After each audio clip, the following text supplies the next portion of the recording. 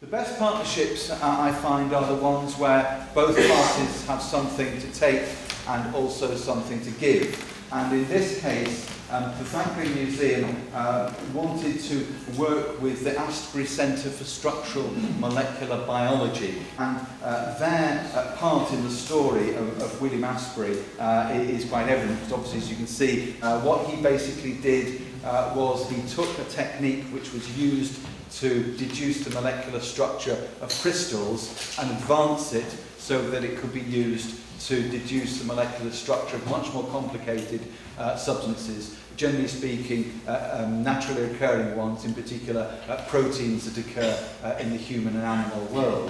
In 1938 somebody brought in a sample of DNA, and he and his research team produced the first molecular structure of that. But the other thing we've got over in this exhibition is that William actually got both of those deductions slightly wrong. Because he was the first. And science isn't something that comes on like an electric light bulb, and we wanted to make visitors aware of that. Science is a progressive process. I'm rather hoping that maybe at least one of them might become a famous scientist because they were enthused by an exhibition they saw at the Thackeray Museum. The sense in which most of molecular imaging often has this very sort of abstract, scientific, pedagogical quality to it. And I think one of the things that I really like about this image is that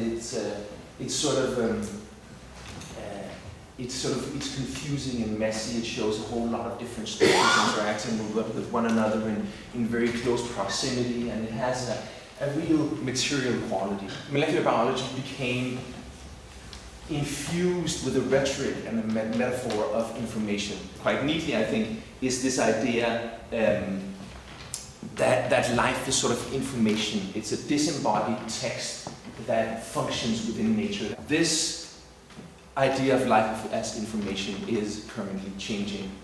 Proteins do not lend themselves to informational thinking. They are three-dimensional structures.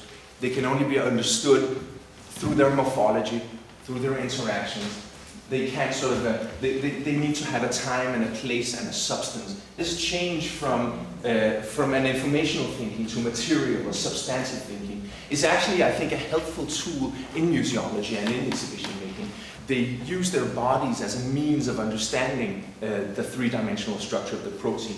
The trope of information, of code, of meaning, language, signifier, of legibility and writing and deciphering and so on, I think in a way has partly obscured a deeper understanding of how we primarily engage with objects, which is as material existence, that have a primarily material effect upon us.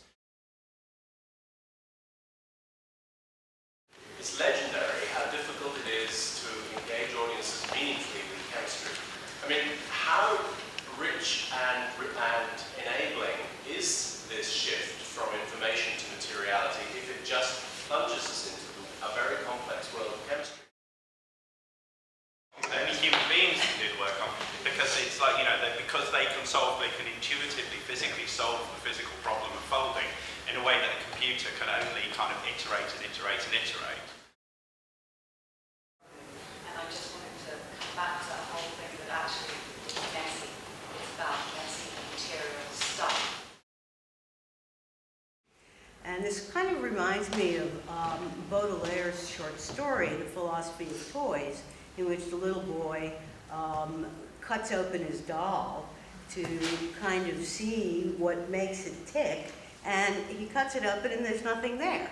When you think about the influence of the emotions, for example, on even the chemistry of the body, these are not things. These are processes that are dynamic and emergent.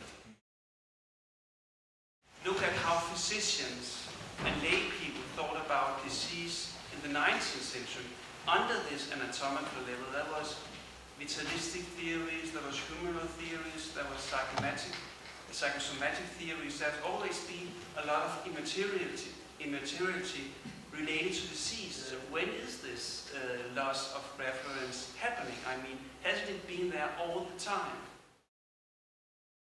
How can we integrate the emotional, the lifestyle aspect to what we're doing here in present time in 2010 medicine, biomedicine.